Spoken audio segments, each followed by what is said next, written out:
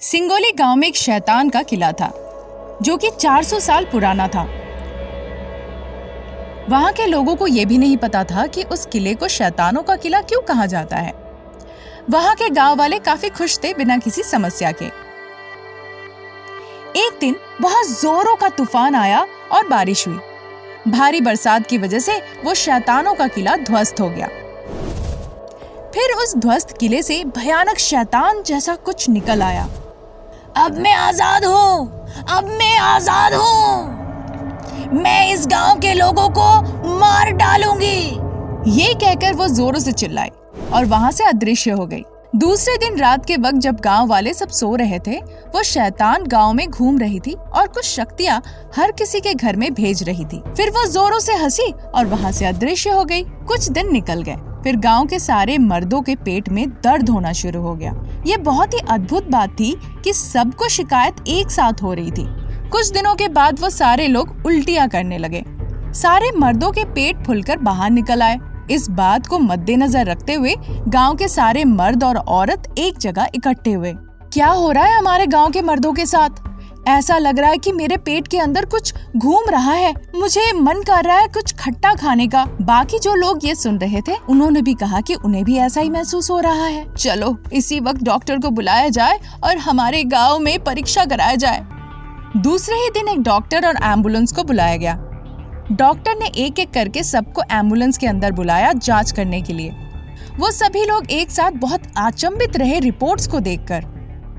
ये तो बहुत ही आश्चर्यजनक बात है, मैं विश्वास नहीं कर पा रहा हूँ। क्या हुआ डॉक्टर साहब, हम सभी को क्या हो गया ऐसा? आप सभी 5 महीने के गर्भवती हैं। ये बात सुनकर गांव वाले सभी बहुत चौंक गए। किसी को समझ नहीं आ रहा था कि ये कैसे संभव है। सारे मर्द रोना शुरू कर दिए, ये कहकर कि वो कैसे गर्भवती हो सकते हैं।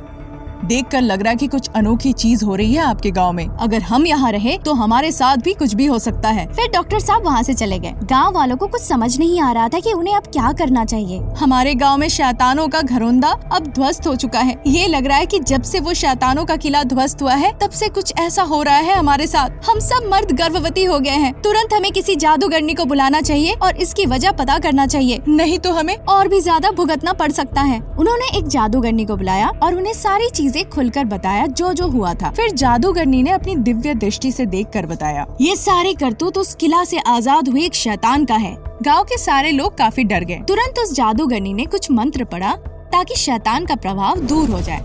इस बीच वो शैतान प्रकट हो गई। मुझे यहाँ क्यों बुलाए हो? तुमने गांव के सारे मर्दों को गर्भवती क्यों बनाया? क्योंकि मुझे इस गांव के मर्दों से नफरत है। ये गांव के लोगों ने तुम्हारे साथ ऐसा क्या बुरा किया? कुछ साल पहले एक शैतान इस गांव के सारे लोगों को मार रहा था। गांव के लोगों ने उस शैतान से मुक्ति पाने के बारे में सोचा।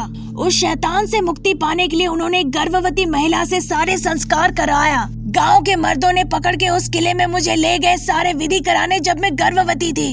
उन्होंने मेरा हत्या कर दी और जादुई शक्ति से उस किले में बंद कर दिया। इतने सालों बाद वो किला ध्वस्त हो गया है और मैं आजाद हो गई हूँ। और मैंने गांव के सारे मर्दों को गर्भवती कर दिया। इससे ये सारे लोग जहन्नुम क्या होता है ये देखेंगे और मर जाएंगे।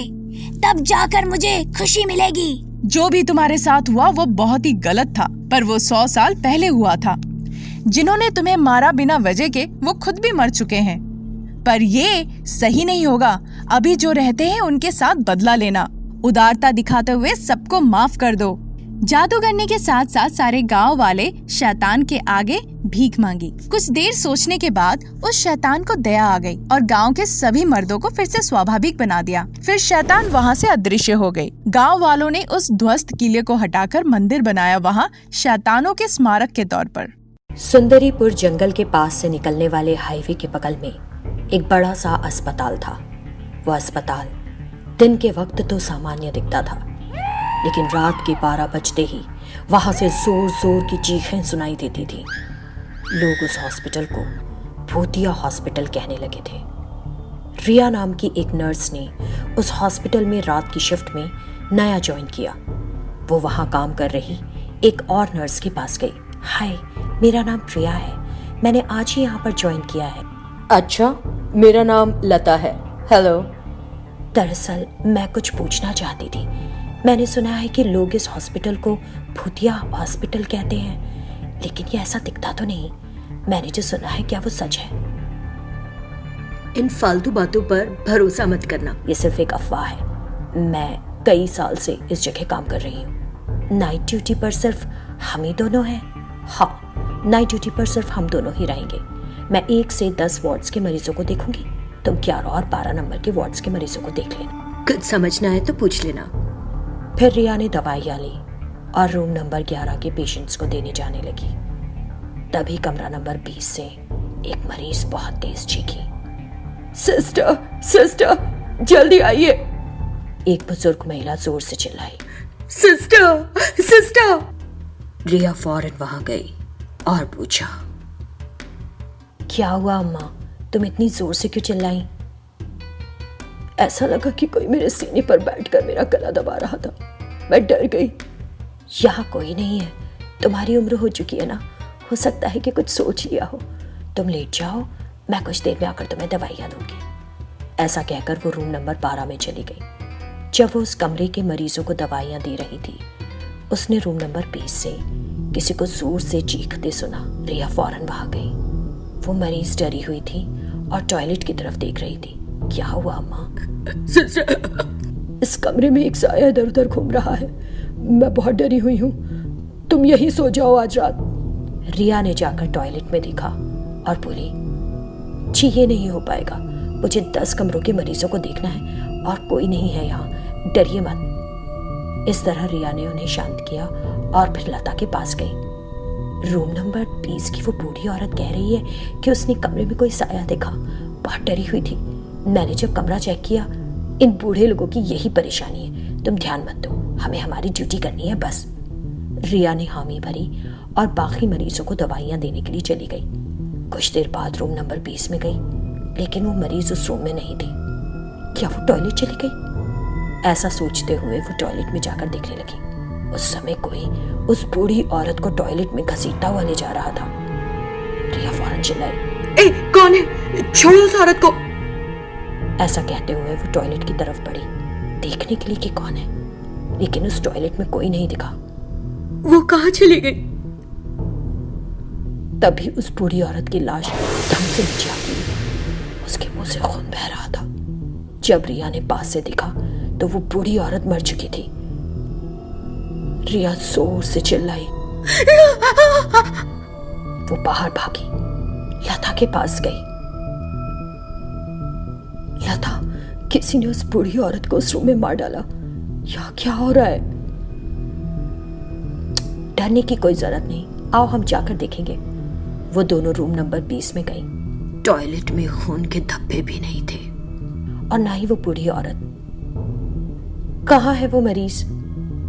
अरे कहाँ गई वो बूढ़ी औरत? खून के धब्बे भी गायब। यहाँ जरूर कुछ हो रहा है, कुछ गड़बड़। चलो यहाँ से चले जाते। जब वो दोनों वहां से जाने लगी तो उन्हें टॉयलेट से फिर कुछ आवाजें सुनाई दी। आवाज वहां से आ रही है, लगता है वहां कोई भूत है। ये कहते हुए रिया वहां से जाने लगी। इस बीच लता ने उसका हाथ कसकर पकड़ लिया और बड़ी अजीब आवाज में बोली, बस 2 मिनट, फिर आराम ही आराम। रिया ने पलट कर लता की तरफ देखा। उसी पर लता एक भयानक शैतान में बदल गई। ये देखकर रिया के होश उड़ गए और चिल्लाती हुई वहां से भागने लगी। ये एक भूतिया अस्पताल है, मुझे यहाँ से किसी तरह भागना होगा। उसने पूरी कोशिश की वहां से भागने की। अचानक कुछ और शैतान कब्रों से निकलकर उसके सामने खड़े हो गए और लता उसके पीछे से आ गई। सबने घेर कर उसे मार डाला। यह अफवाह नहीं, सच है। वो एक भूतिया हॉस्पिटल है। एक घने जंगल पिंजरपुर में शैतानों का घर था। सैकड़ों वर्षों से 3 खून चूसने वाली शैतान उस घर में रह रही थी। एक दिन वो तीनों शैतान आपस में बातें करने लगी। हमारा घर कुछ ही दिनों में ढह जाएगा और हम भी मर जाएंगे, बिछड़ भी जाएंगे। क्या हम ऐसा होने से रोक सकते हैं? मौत से बचने का एक ही तरीका है, अगर हम एक ऐसे लड़के का खून पिए जिसकी उम्र हो 25 और वो अमावस्या पर पैदा हुआ हो, तो हमारा जीवन काल बढ़ सकता है। लेकिन हम ऐसे लड़के की पहचान करेंगे कैसे? उस लड़के के दाहिने हाथ की हथेली पर एक तिल होगा, यही पहचान है। ठीक है, मैं आज जाकर ऐसे जवान लड़के को ढूंढूंगी। फिर उनमें से एक शैतान एक सुंदर लड़की में बदल गई और लोगों के बीच घुसकर उनके हाथों को गौर से देखने लगी। फिर वो एक फोटो स्टूडियो पहुंची।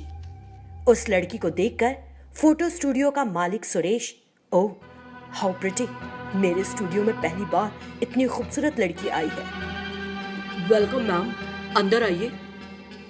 ऐसा कहते हुए उसके दोनों हाथ खुले और उसकी दाहिनी हथेली पर तिल देखकर शैतान बहुत खुश हुई और उससे कहा, मुझे मैच मेकिंग के लिए कुछ अच्छी तस्वीरें खिंचवानी है। आप तो ऐसे ही इतनी प्रिटी हैं, अब देखिएगा आपकी तस्वीरें और भी लाजवाब होंगी। ये कहते हुए उसने फोटो क्लिक करना शुरू कर दिया। हर एंगल से तस्वीरें क्लिक करने के बाद मैम, कल आप अपनी तस्वीरें ले जा सकती हैं। ठीक है, मैं कल फोटोज कलेक्ट कर लूंगी। वो दरवाजे तक गई और फिर गायब हो गई। फिर वो शैतानों के पास पहुंची और फिर मुझे वो इंसान मिल गया जिसका खून हमें एक बार फिर जवान कर देगा। बाकी शैतान भी बहुत खुश हुई और जोर जोर से हंसी। दूसरी तरफ सुरेश उस खूबसूरत लड़की के बारे में सोच रहा था और उसने खींची गई फोटोज डेवलप की। तैयार फोटोज को देखकर सुरेश हैरान रह गया। उन तस्वीरों में उस लड़की का अजीब रूप दिखाई दिया। उन तस्वीरों को देखकर वो घबरा सा गया। ये क्या है? इतनी खूबसूरत लड़की की तस्वीरें ऐसी क्यों आई हैं? मैंने इससे पहले इस कैमरे से हजारों तस्वीरें खींची हैं, लेकिन ऐसी अजीब तस्वीर कभी नहीं आई। कुछ गड़बड़ है, मुझे ये एक बार गुरुजी को दिखा देनी चाहिए। उसने उन तस्वीरों को लिया और गुरुजी नाम के एक जादूगर के पास गया। फिर सुरेश ने उन्हें सारी बात बताई। वो कोई सामान्य लड़की नहीं, बल्कि एक खून चूसने वाली भयानक शैतान लगती है। लगता है उसे तुमसे कुछ चाहिए, तुम्हें तलाशते हुए आई थी। सुरेश डर गया और बोला, मुझे डर लग रहा है गुरुजी कि वो शैतान मेरे साथ क्या करेगी। डरो मत, मैं तुम्हें एक तरह की पवित्र राख दूंगा। अगर वो शैतान कोई मुसीबत खड़ी करे तो उस पर यह राख फेंक देना, ये तुमको उस खतरे से बचाएगी। सुरेश ने उस राख को अपनी जेब में रख लिया और वहां से चला गया। उस रात उसने वो राख सोते हुए भी अपनी जेब में ही रहने दी। रात के 12 बज रहे थे। वे तीनों शैतान चुपचाप सुरेश के पलंग के पास आईं। सुरेश गहरी नींद में था। तीनों शैतानों ने उसके बेड को घेर लिया और सुरेश के साथ ही उसे उठा लिया। फिर वे उसे शैतान घर ले जाने लगी। कुछ दूर जाने के बाद जब सुरेश को बाहर की ठंडी हवा महसूस हुई तो वो उठकर बैठ गया। अरे, ये इतनी ठंडी हवा, जैसे मैं छत पर सो रहा हूं। ये सोचते हुए उसने नीचे देखा। 3 शैतानों ने उसके पलंग को हवा में उठा रखा था। उन तीनों शैतानों को देखकर सुरेश घबराकर जोर से चिल्लाया और नीचे कूदने लगा। लेकिन तभी उसे गुरु की दी राख याद आ गई और उसने फौरन उन शैतानों पर फेंकी। इससे